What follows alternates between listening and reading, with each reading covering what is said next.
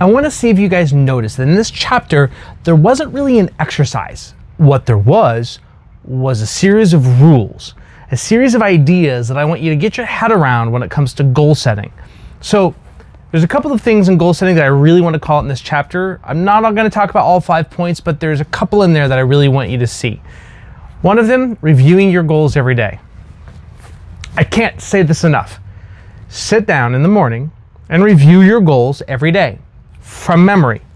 Don't look at them on a piece of paper, rewrite them. A lot of times we will regurgitate the information that we've already produced. We'll look at our goals, we'll write them again, and we'll read them.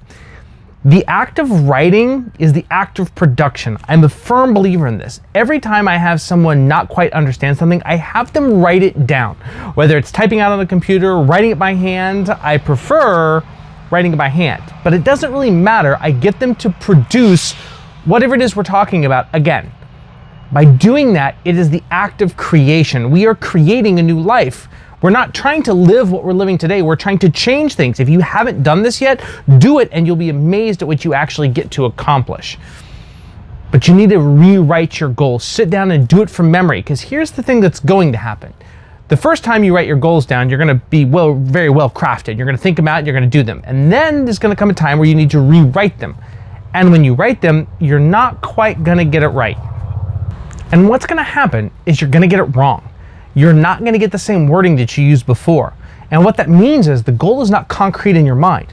When you can take your goals and rewrite them step for step, word by word, over and over again from your memory, that starts putting you in alignment with what you're looking for and what you want. There's a catch to this though. As you write the goals and as you read what you wrote, you're going to realize that that's not exactly what or why you're striving for something. And every time you write it, it makes it more real, which makes you question a little bit more and revisit it and rework it until it's exactly like you want it. If you read a goal, it's easy to say, yes, that's my goal. But when you rewrite a goal, it becomes something more. Next thing we want to talk about, dreaming big. This one's big for me. I always had the idea that if you shoot for the stars, it's easy to hit the moon. But if you shoot for the moon, it's real easy to come back to Earth. I know it's a stretch. And I know it's a little, well, funny or not quite true analogy.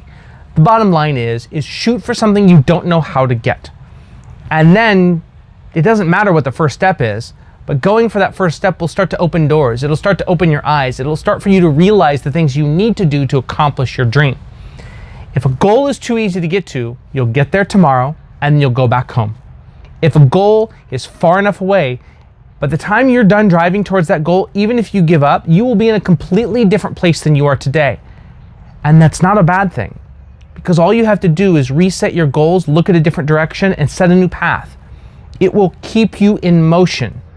As long as you're heading towards a direction, you will become the creator of your change. And then changing as the world changes around you becomes easy.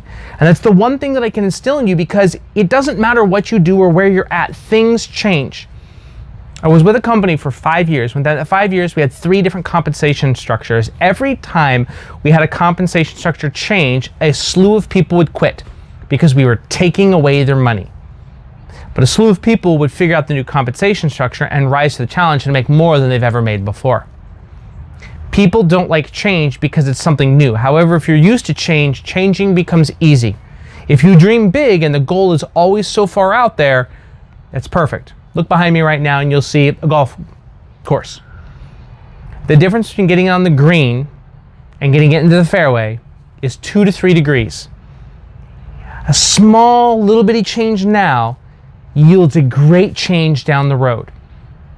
But as humans, as people, we tend to be very short-sighted and we want change tomorrow, not realizing that if I make a small change right now, my big dream, which is way out there, all it takes is a little bit of course correction here and there, as long as I keep moving forward.